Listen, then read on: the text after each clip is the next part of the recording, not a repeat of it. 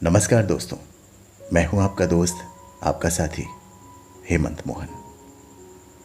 दोस्तों, बेशक हम 21वीं सदी में जाने की बातें करते हैं, चांद पर और मंगल पर रहने और बसने की बातें करते हैं, लेकिन कुछ सामाजिक बुराइयां, कुरीतियां हमारे समाज में इस कदर जड़ जमाए बैठी हुई हैं कि चांद पर जाने जैसी बड़ी बड़ी बातें बेमानी लगने लगती हैं। आज की कहानी एक सत्य घटना पर आधारित कहानी है।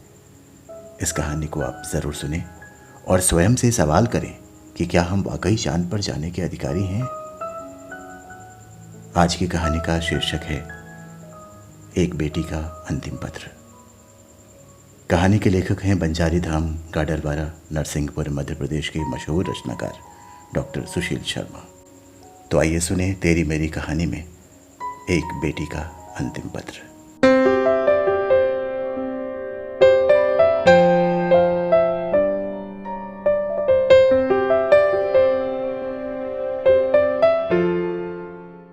मेरे पापा, स्नेहिल प्यार, जब ये पत्र आपको मिलेगा तब शायद आप मेरा अंतिम संस्कार करके घर लौट चुके होंगे।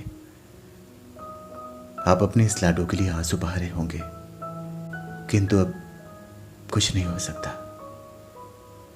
मैं आपको और आपके स्वार्थी संसार को छोड़कर जा चुके होंगे। पापा, मुझे कुछ कुछ याद है।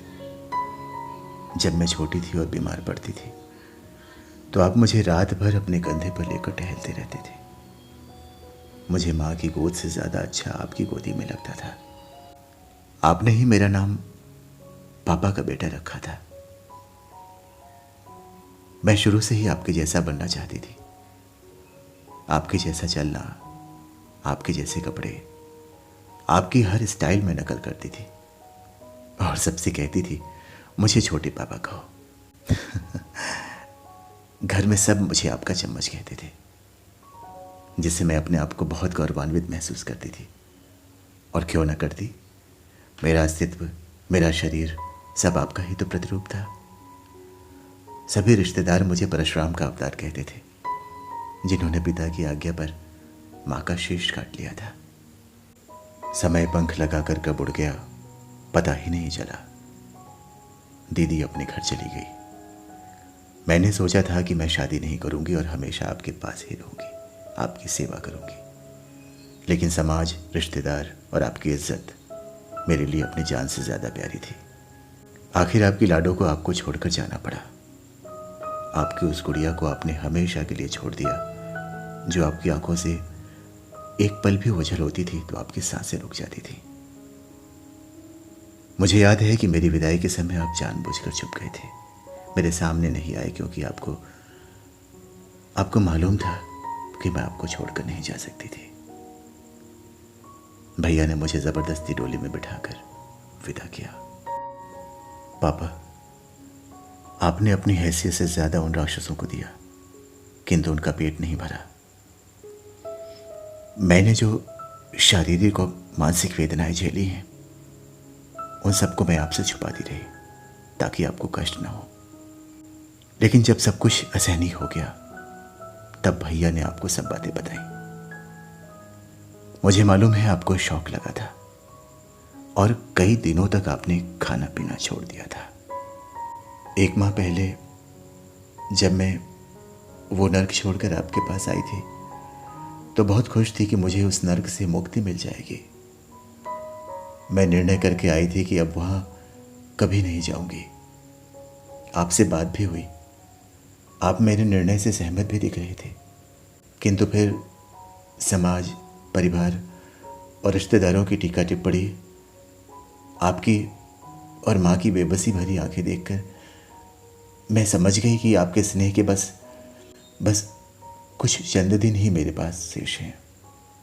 आपने ढांढस बंधाने की पूरी कोशिश की। उन राक्षसों के सामने भी आप गिड़गिड़ाए, किंतु उनकी वहशी आंखों की दरिंदगी आप नहीं पढ़ पाए।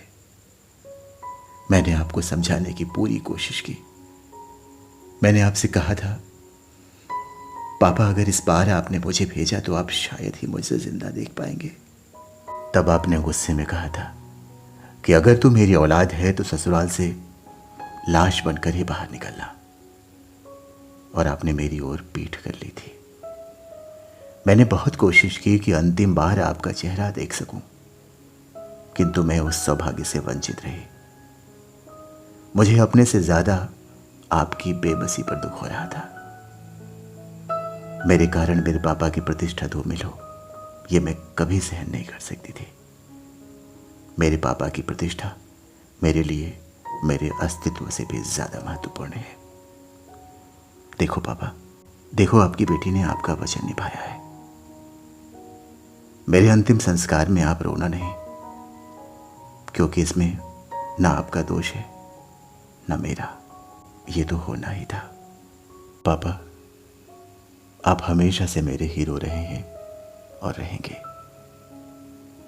जो कुछ भी हुआ इसके लिए अपने आप को कभी दोषी मत मानना। प्रीति के पापा कभी गलत निर्णय नहीं ले सकते। बस एक बात का दुख रहेगा पापा कि मैं अंतिम समय आपको देख ना सकी। मेरी अंतिम इच्छा यही है कि अगर ईश्वर मुझे दूसरा जन्म देता है तो मैं हर जन्म में आपकी ही बेटी बनना चाहूंगी। आपकी लाडो हमेशा आपकी यादों में आंसू बनकर झिलमिलाएगी। आपको और मां को अंतिम प्रणाम। आपकी स्नेहिल लाडो।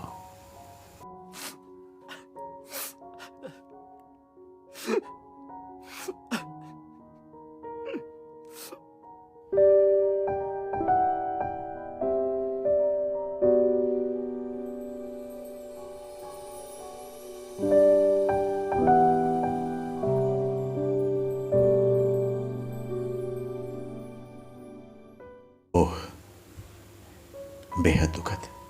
कैसा ये समाज है दोस्तों कि एक बेटी को अंतिम पत्र लिखना पड़ा, उसे मौत को गले लगाना पड़ा। एक ओर हम आधुनिकता का ढोल पीट रहे हैं और दूसरी ओर आज भी सोच वही घटिया, बिल्कुल दकियानूसी।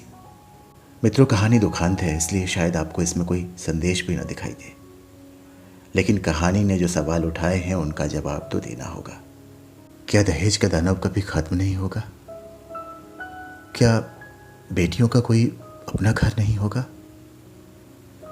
क्या हर बार बेटियों को यूं ही आखिरी पत्र लिखना होगा?